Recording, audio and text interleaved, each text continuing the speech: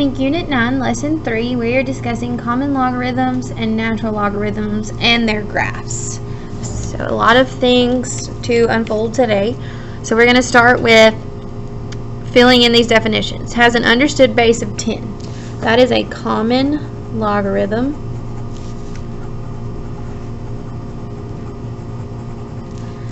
And that would look like, if the base were there, log base 10 of 100 equals 2. And because that's an understood base, you don't have to necessarily include that. It could just be log of 100 equals 2, because that is an understood base of 10. The next definition says, has an understood base of e. E is an irrational number with an approximate value, meaning rounded, of 2.718. This is a natural logarithm.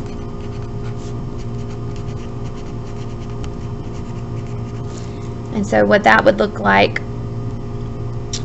if we had log base e of x equals y, instead of writing a common log with a base of e, we would just write natural log ln of x equals y.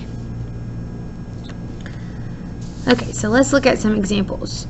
Write an equivalent exponential or logarithmic equation. So we're not solving, we're just converting from one form to the next. And so remember, we've been talking about doing the swoosh from e out to 4 and back to x. And so I know that there's an e here, so that's my base. Log base e of 4 equals x.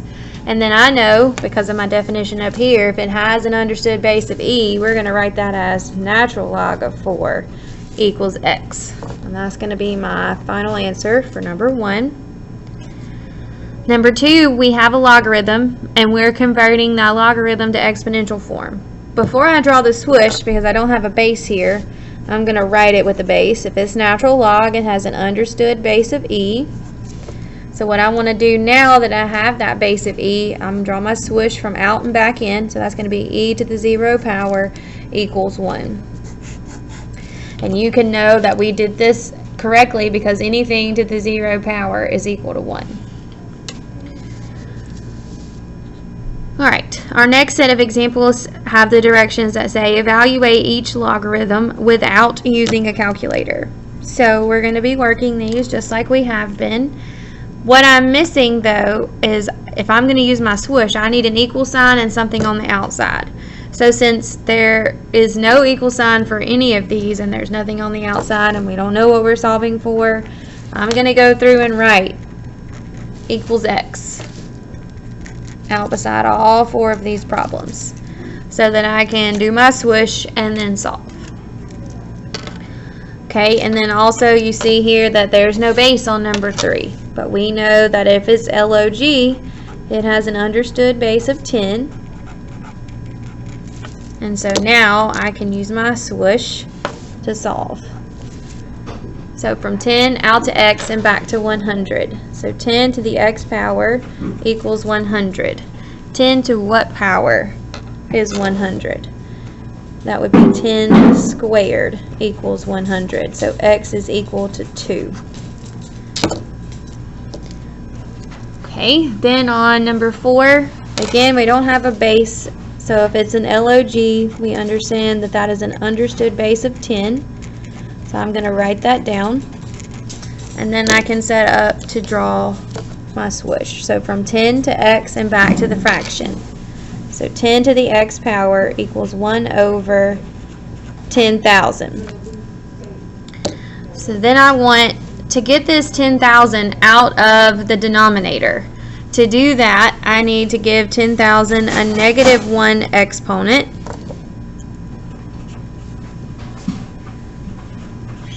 So we have 10 to the x power equals 10,000 to the negative 1 power. And we're still not where we need to be. So what I want to do, once I get another sheet of paper here so I can continue going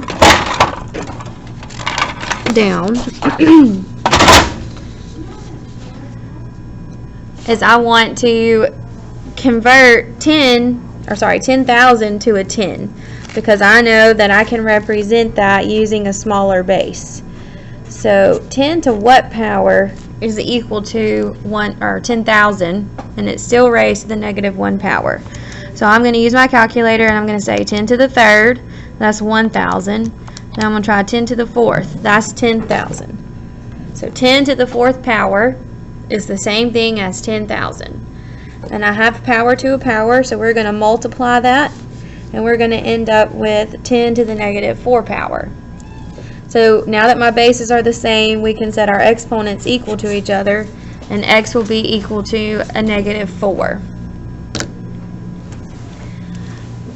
Alright, then example 5, same situation, we don't have a base there, it's natural log, so we're going to write log with a base of e of 1 equals x. And then we can draw our swoosh, e to the x power equals 1. And then if I want to solve this, what do we know? Anything to what power is equal to 1? That would be 0. E to the 0 power equals 1. So that means our exponent there, x, was equal to 0. Alright, then we have natural log of e to the negative 2 power. Again, we don't have a base, it's natural log. So we know it has an understood base of e, but this e right here is still there also. So log base e of e to the negative 2 power equals x. And we're going to draw our swoosh from there, from our base out and back in. So that's e to the x power equals e to the negative 2 power. Our bases are the same, so we can set our exponents equal to each other. So x is equal to a negative 2.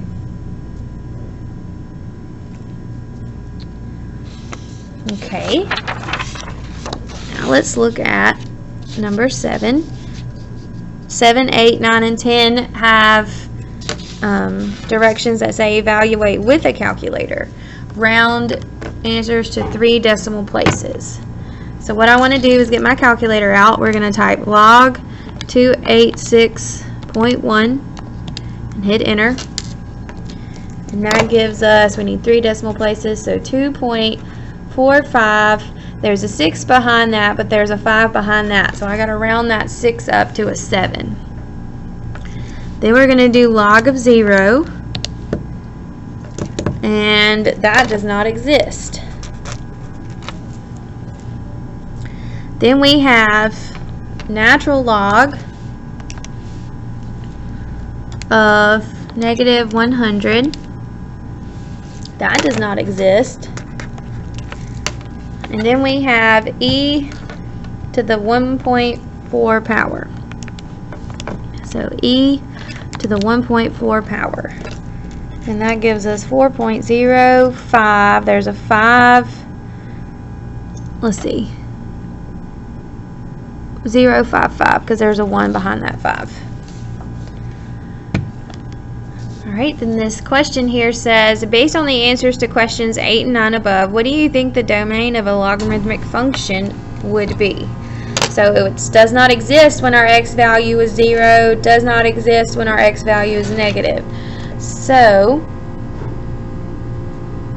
let's write you can only take a logarithm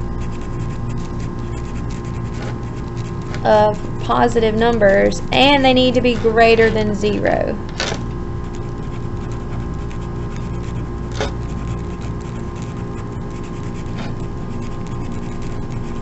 And so if I want to write specifically like interval notation for my domain here, I want to use 0, but we can't be equal to 0, so I'm not going to put a bracket. So what I'm going to do is put parentheses 0 to positive infinity, because I can use positive decimals that are in between 0 and 1.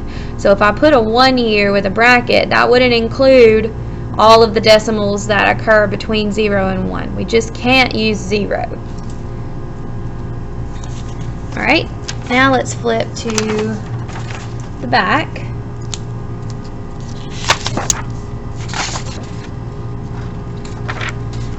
And we have some graphs. So let's see if I can fit all of these on here. Yes. Okay, so the directions say graph each logarithmic function given below by making a table of values, identify the key features. And so what we're just looking at are the parent functions of our common log and our parent function of our natural log. So in our calculator, I'm going to go to y equals, and I'm just going to type in log of x. And then we're going to look at the table first, and I see that at 0 and all negatives we have error. I want to show that one error value, so I am going to put a 0 there and then write error just because I want to show that. And then at 1 we have a 0, at 2 we have 0.3, at 3 we have 0.48, and at 4 we have 0.6. Okay, so when I graph this,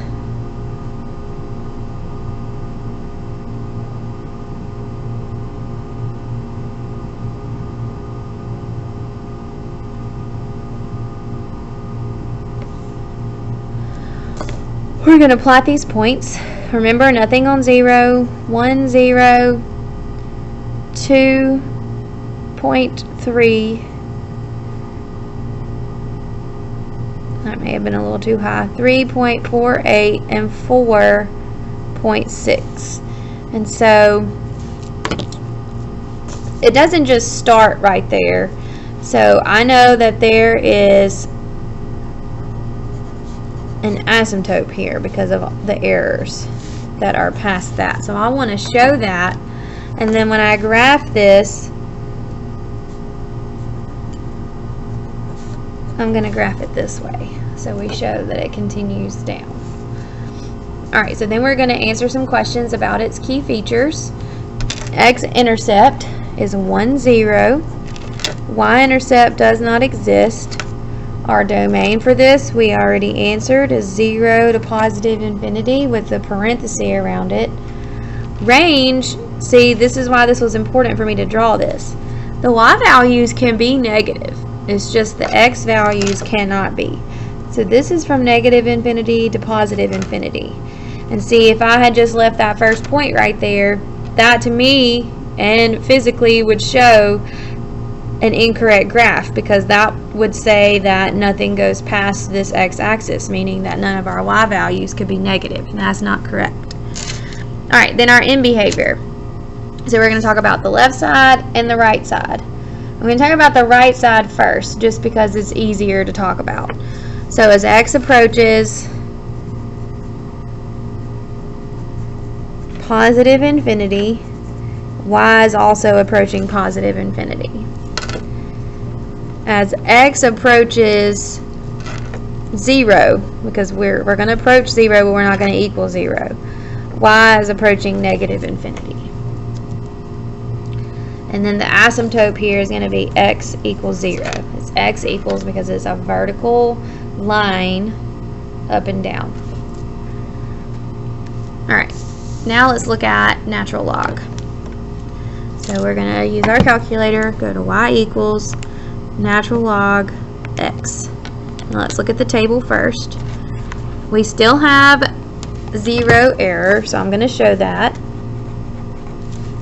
This time our 1 value is 0 as above. 2 is 0.7 though, it's not 0.3, so these are not the same.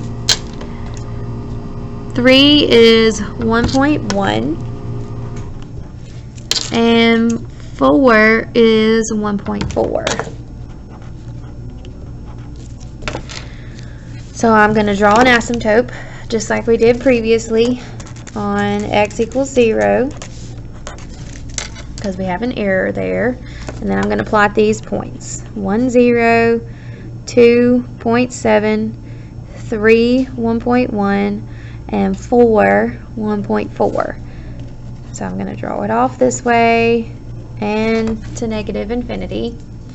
And then we're going to answer some key feature questions. X-intercept is 1, 0. The y-intercept does not exist. Domain is still the same from 0 to positive infinity. Range is still the same, negative infinity to positive infinity. Our end behavior is the same. As x approaches positive infinity, y is approaching positive infinity. And then as x approaches 0, y is approaching negative infinity. And our asymptote is x equals 0. So our key features are identical for the parent functions of both of these logarithms. All right, now let's talk about some ACT questions to wrap up our lesson. What is the value of log of 1? Let's do this by hand. We know how to do this. Log of, log has an understood base of 10. And remember, we can solve this if we write equals x out to the side. And then we can draw a swoosh. 10 to the x power equals 1. Okay, anything to the what power is equal to 1? That will be 0. So x is equal to 0, which is b.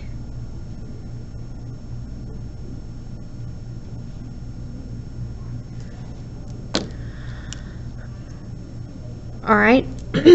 Now, what is the value of 3 natural log of e?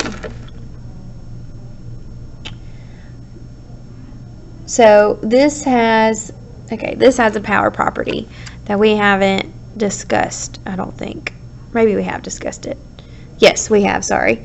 Okay, so remember, power property means you're going to take this number in the front, and it's going to become the exponent of this part right here. So what we have now is natural log of e to the 3rd power. And if I'm going to solve this by hand, I need a little bit more information. So we know that if this is natural log, that it has an understood base of e, as well as that e, that's e to the 3rd. And then if we have equals x, we can draw our swoosh to solve. So e to the x power equals e to the 3rd. Our bases are the same, so we can set our exponents equal, and x is equal to 3. Last one. Given that log base 16 of 2, what is x to the 3rd?